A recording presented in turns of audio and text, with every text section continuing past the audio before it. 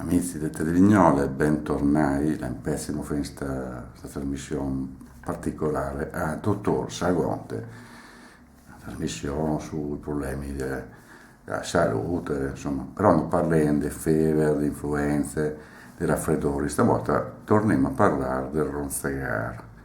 Saprei che è un centro arco che cura questi problemi del dormire, no? Mi torna lo stesso, sto fastidioso ronzegar di no, che dopo la sposa la ciappa su e la cammina, va sul divano, o a volte mi manda sul divano, insomma, non è tan bene, non è tan bene. Ora, in internet, cos'è che ho fatto? Ho domandato sto Geginchi e fa vedere, la più grande confezione che è dentro. Dentro sta roba qui, che è sta roba qui, guarda. Pardo elettrodi che te fai così, tac, ti metti dentro nel naso, così.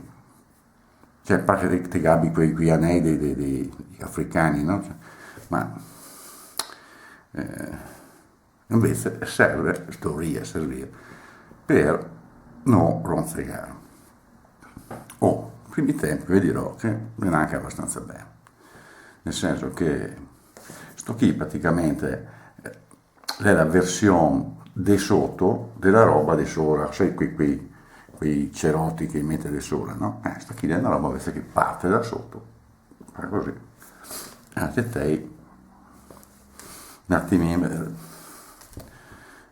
la dovrei tenere, insomma. Meno provata.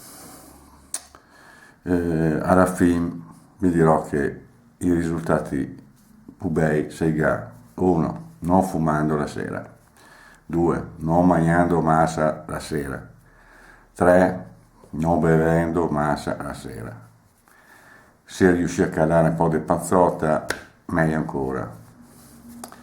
E sta roba qui, sì, provera, ma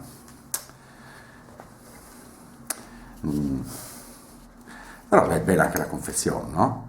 Al limite, ti hai detto le pirole, ti hai sta roba qui che si vede così, no? Guarda, che sta dentro, metti dentro, non ne si spacca, non ne va in giro, insomma, quasi 50 euro, quasi 50 euro. Però comunque, senza quei tre punti che volevo dirmi prima, sei ronzica, ma sei ronzica, e come sei ronzica?